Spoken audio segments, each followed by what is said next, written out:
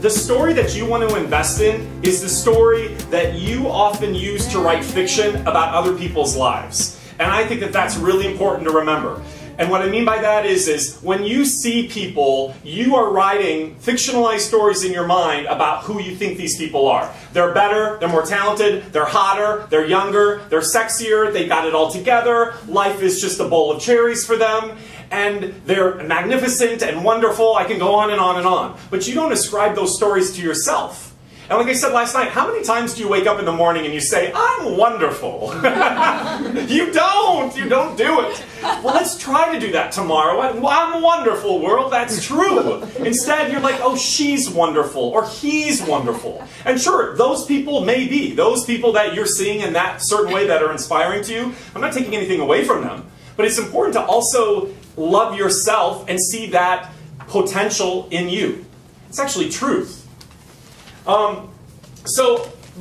The reason why we don't do that is because of the narratives that we tell ourselves. And so it's sort of like trying to look at your reflection through a body of water, and what's reflected back to you it's cloudy, because the impurities are the things that you tell yourself. And I think that's a really beautiful image and metaphor. And what we want to do is, if you purify, which is a great word, purify the story that you're telling yourself, the reflection becomes clear.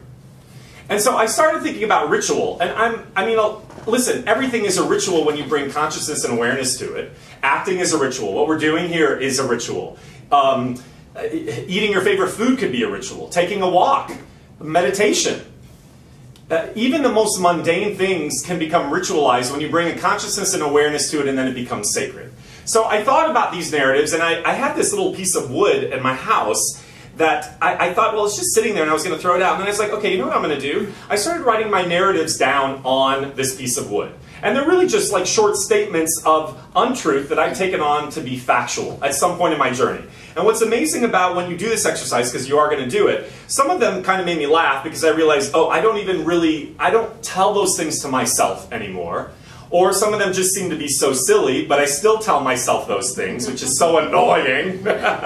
You know, not good enough, those kind of things, right? But you're writing them down so you can actually see them in a concrete way.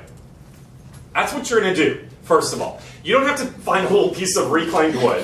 You can write it on a piece of paper. You can make an art project out of it. It could be a sculpture. It could be a stuffed animal that you're sticking Post-it notes to it. But I want you to write down the most common narrative threads that are running through your mind, that are always based in limitation.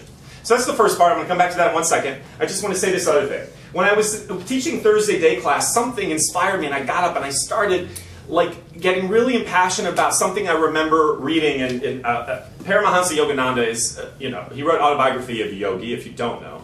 But his teachings have really inspired who I am and everything that I've been creating for a long time. He was, a yogi and a guru and a spiritualist and a quantum activist and a poet and an artist in his own right. A really interesting, amazing, inspiring person of how to live the true potential of who we are. And I remember a quote from his book. I've always remembered this quote, but I never really have shared it before.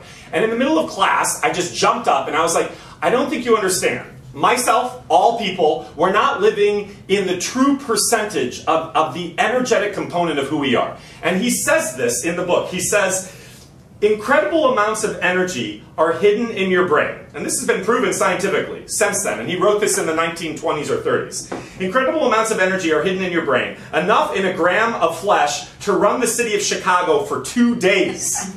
And you say you're tired? So that's what he said. And so I'm thinking, oh my gosh, how do we begin to be more mindful of tapping into these resources that are abundant within? And then I thought, okay, well, we have to adjust for energy demands, the inflation and energy demands of like 80 years later. And so I did a little bit of math. I'm terrible at math, but I think I did it correct. Unit of energies are called exajoules. Never knew that. So it was like 75 joules in the 1930s, and now an energy demand of a city the size of Chicago would be maybe 550. Anyway, I did the numbers. You now, today, 2014, still have enough energy inside you to light up the city of Chicago for 7.3 hours.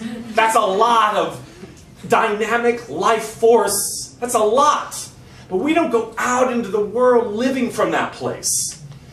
And it's so humbling and it's so exciting and it's so dynamic for me to think about it. And then I thought, well, sure, we all have connections to that. When you do a scene, or you go to an audition, or you're doing a show, or you have a breakthrough and you're walking out of the experience, I'm just going to use class or whatever, and you're feeling like, oh my God, everything is possible.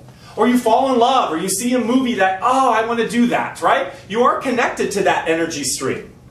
And then what happens? You tag the narrative. And then it starts to get cloudy. And what starts out as 7.3 hours, womp, womp, womp. You don't even have enough to light a Bic lighter. So, coming back to this, you're going to do whatever you want to do creatively for yourself about putting these narratives down. And you guys, I'm always saying too, it's not to beat yourself up about them. I still have them. They're part of my journey. And through the ritual, you can embrace them and bless them for what they've taught you. But it's time to change that chapter. It's time to move on. So the first part of the homework is you're going to be on the honor system here. Do it. You're going to do it so you write it down and then put it somewhere. Maybe put it in a room that you don't often use, or actually maybe put it in a room that you do use, that you come across it every day, or maybe you put it outside your house and you're just going to use it as a reminder today, or this actually whole week, so from today until next Tuesday, you are choosing not to pull one of those narratives. It's going to be hard. It's going to be hard. But you're going to choose not to tell that narrative. So that's the first part of the homework. And then a week from doing that homework, then you're going to find a way of letting those narratives go. So you can bury it, you can put it away, you can put it in a box of all of your high school, memories, your love letters from your first love from the first grade. I don't know, you may want to keep it.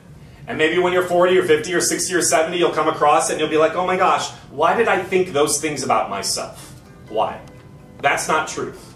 The truth is the energetic part, that part.